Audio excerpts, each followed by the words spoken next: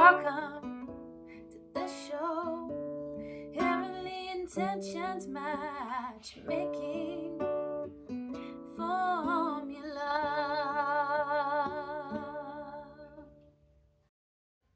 Hello, welcome to my matchmaking video. I'm sorry about how unprofessional this looks. Like, I'm in my kid's bedroom.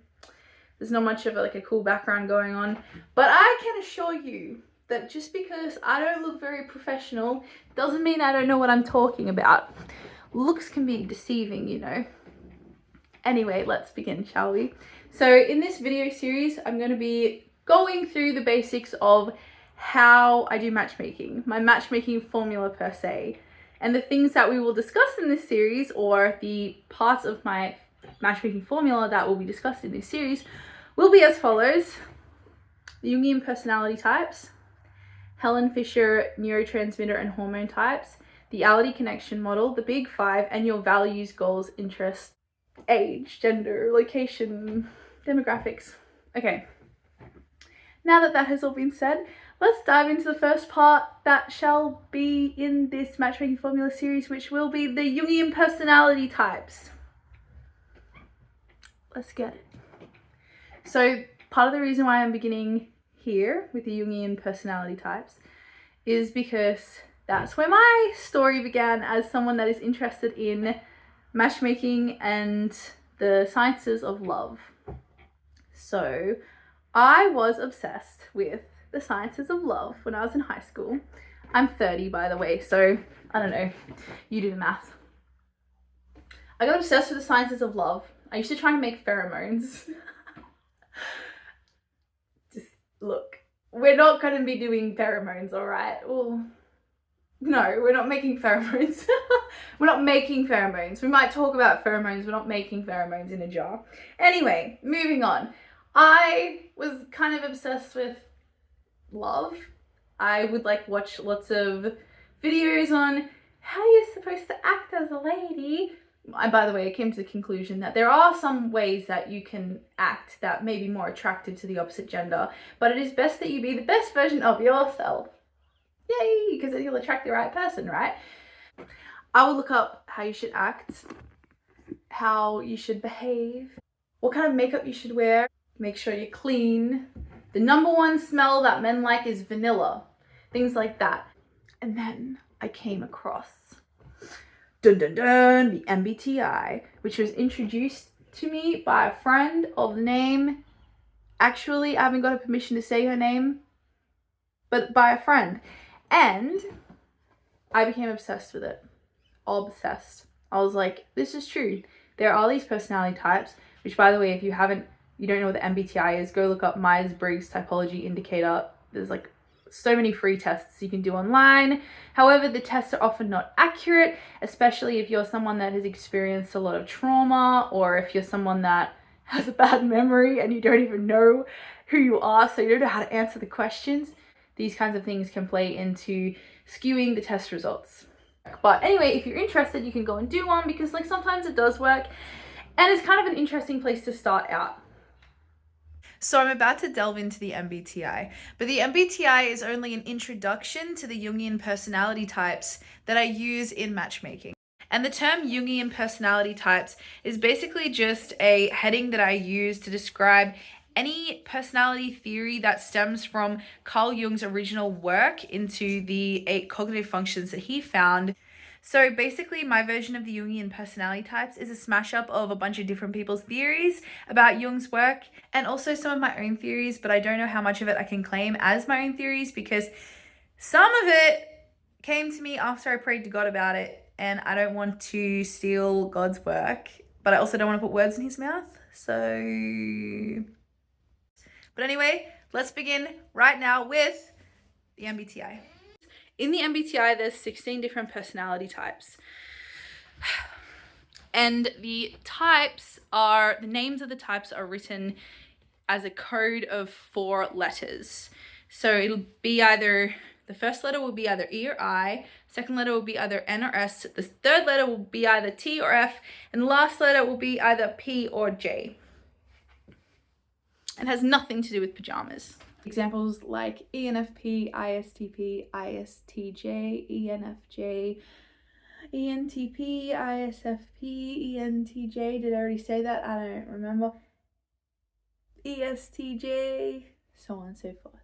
If you've heard of these before and you don't know what they mean, and even if you do know what they mean, we're about to talk about it even more. Okay, E or I, are you an extrovert or are you an introvert? Different background, different clothes. This is because it is a different day and I'm a different person. Just kidding. A lot of people think that the difference between introversion and extroversion is that extroverts are confident, social, loud, outgoing, talkative, while introverts are quiet, reserved, reflective, shy.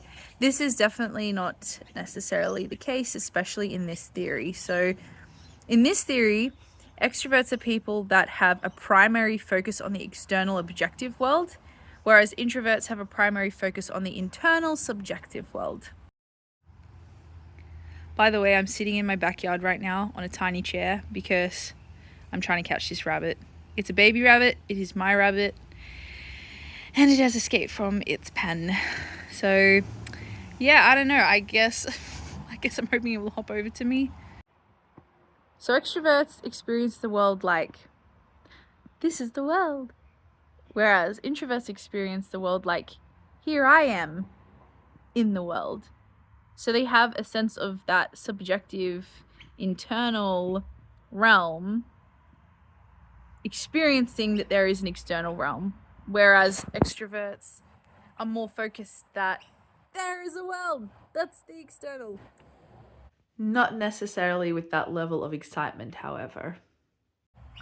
Of course, extroverts have internal processes. They're just not so dominant that they become the main focus of their cognitions and energies.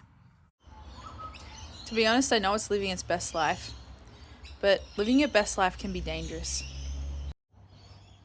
I have caught the rabbit, and together me and Mrs. Rabbit, well, it's not Mrs. because it's actually too young to be married, but Miss Rabbit and I are going to explain a little bit more about extroversion and introversion. So extroverts, although they might be more likely to be talkative and outgoing, aren't always going to be, because just because you're focused on the external doesn't necessarily mean that you want to talk a lot or make lots of friends. It doesn't mean that you're going to be confident or outgoing. And just because you're an introvert doesn't mean that you don't want to share your introverted world. Doesn't mean that you don't like being the center of attention or in the spotlight. I know a lot of introverts who like entertaining people, for example, and also some introverts really like people and they want to connect with people and create warm feelings with people, and that is often done through talking and having shared experiences. However, extroverts are more likely to be talkative and outgoing and social, and introverts are more likely to be reserved and quiet. It's just that that's not always necessarily the case and can be something that gets in the way of people finding out which personality type they actually are. Just because you have an extroverted way of seeing the world, cogniting, processing information, doesn't mean that you're necessarily always going to be focused on other people in the external, because the external realm also consists of other things that aren't people, like butterflies, although some people think butterflies are people too, and rainbows and trees and bark.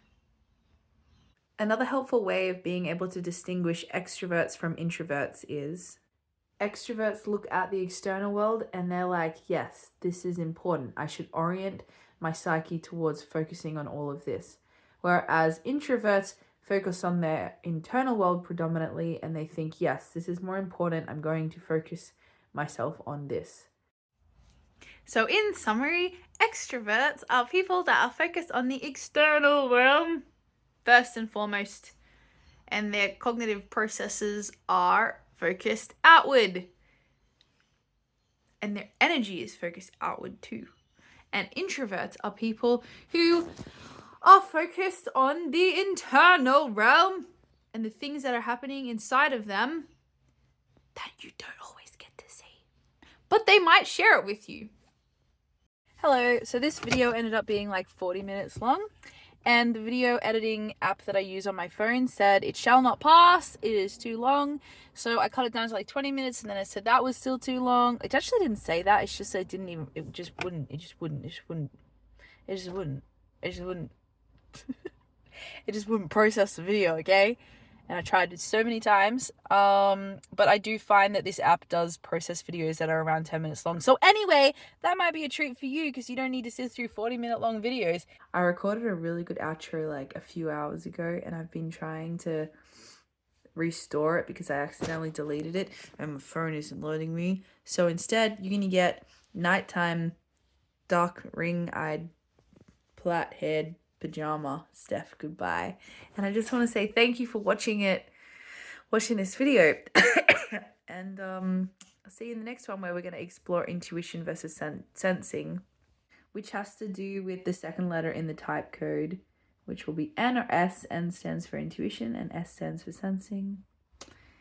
And that is all, folks. Thank you for watching. Thank you for watching. Thank you for watching. And have a blessed day.